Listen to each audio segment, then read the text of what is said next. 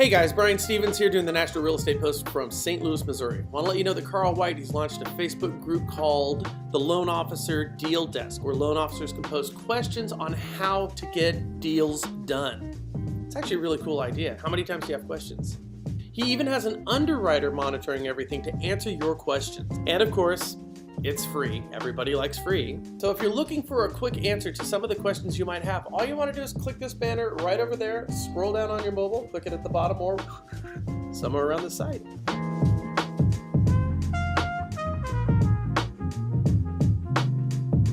It's been a long couple of days, and I want to say thank you to everybody in Seattle and over here in St. Louis. So don't take my lack of enthusiasm for lack of enthusiasm. I'm very enthusiastic. But I do have a couple of things that I want to share with you. The first one is, I don't know if you heard this, but after our election, Maxine Waters, she's going to run the House Financial Services Committee. Yeah, and that's now because the Democrats have control of the House of Representatives. Now, for me, this is kind of a mixed bag. One, because she's promising change. And based on her history, this is probably bad news for housing. But on a lighter note, she makes writing the National Real Estate Post on a daily basis super easy to do. She's always good for a great soundbite. And I have to tell you something else about Maxine Waters if you don't know this. She's nuts. Not like in a, oh, she's crazy sort of way. She's nuts. Now, before you say she isn't, I just beg you to listen to a couple of things that she's had to say and then get back to me. Now, if you don't have the time to do it, here it is. My final question to you, Congressman Engel. No, you have not. Excuse me. She's talking to me. Oh, I'm sorry. I thought you had been talking to me about standing on the aisle and shaking hands. No, I'm sorry, Congresswoman Maxine Waters. Our millennials are a force. I recognize it, and I was the millennial once. No longer, of course. I was the millennial once. I have not called for impeachment. You said I'm going to fight every day until he's impeached. That's what you tweeted. Yeah, but here's what I've said. My greatest desire is to lead him right into impeachment. Impeach 45! But now to further qualify my remarks that she's nuts, here's what she just said with regard to running the House Financial Services Committee. If I'm selected by my colleagues to serve as chair of this committee, I will prioritize protecting consumers and investors from abusive financial practices, making sure that there are strong safeguards in place to prevent another financial crisis, expanding and supporting affordable housing opportunities, and tackling the homeless crisis, encouraging responsible innovation in financial technologies, promoting diversity and inclusion in the financial services sector, and ensuring that hard-working Americans and small businesses have fair access to the financial systems and opportunities to thrive. Now, I understand that that doesn't sound bad. In fact, that sounds really, really good. Problem. You see, the last time she went about protecting consumers, loans got more expensive. They took longer to do. New bank formations froze, creating less competition, which creates less opportunities for home ownership.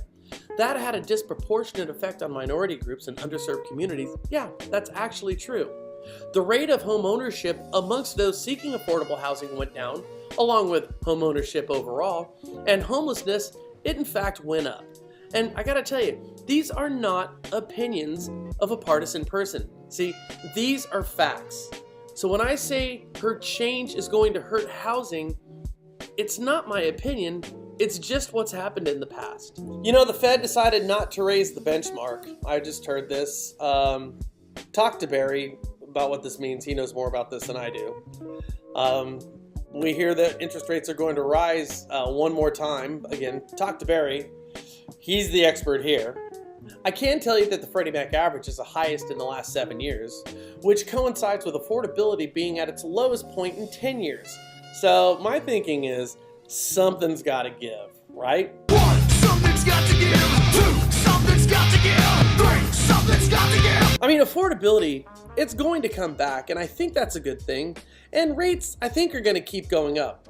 So what does this mean? Well, here's one thing. Speaking of affordability, it just came out with a study that the least affordable market in the country is my beloved and local San Francisco. The median price for a house in San Francisco, $1.61 million. So I think it makes it the most expensive, but not the best market. In fact, I think it might make it the worst market. But you see, the decision makers in San Francisco have a Maxine Waters type of approach to the affordability problem that they're facing, really an epidemic. What they're doing is, and I'm not joking, gotta qualify this, they're building the largest dorms for adults in the world, and it's happening right now. Yes, dorms for adults. See, you get to live in what really looks like, you know, a catacomb. It's kind of like where they buried the dead during the Black Plague outbreaks of the Dark Ages. This is the answer to affordability in San Francisco. I mean, I guess it solves the problem of affordability, right? I don't know, I'm hoping that they're pumping Prozac in through the ventilation system, because that solution is going to drive people nuts. Wait, hold on a second. Fred, this is San Francisco, right? Well, everybody's just stoned in the city anyway, so I guess it's kind of a self-correcting problem. Oh my God. Did you know that 12.5 million properties now have at least 50% equity? 12.5 million properties now have at least 50% equity. That's crazy, isn't it? It's the biggest number ever. It also means that loan officers, you guys, you're not doing your jobs. That's what it means, because that's just too much equity for everybody to have. It's historically high. Where's the equilibrium? Where's the risk-taking? I'm gonna pull my money from my house to fund that pet project type of bravado. Where has that gone in our country? I'm not kidding about this. Everybody's just sitting on their equity right now. I mean, what if the market shifts and all that fake money goes away? See, I think loan officers have gone so purchase-centric that they've forgotten this refi market. They really kind of have. Everyone's got to work with realtors now, and you should, but not at the expense of all that equity and opportunity. Here, the point is this. It's not the rate and term market. That's not the refinance that you're going after. That's the safe one, because we always have to be safe now in everything that we do. No, as a loan officer, screw that. I'm going after the cash it out and roll the dice market. You got it, not a rate and term. Go after the cash it out and roll the dice. 50% equity, 12.5 million homes. Guys, understand this. There are commissions in all that equity. And just for those who think I'm joking, I've got news for you. I never joke.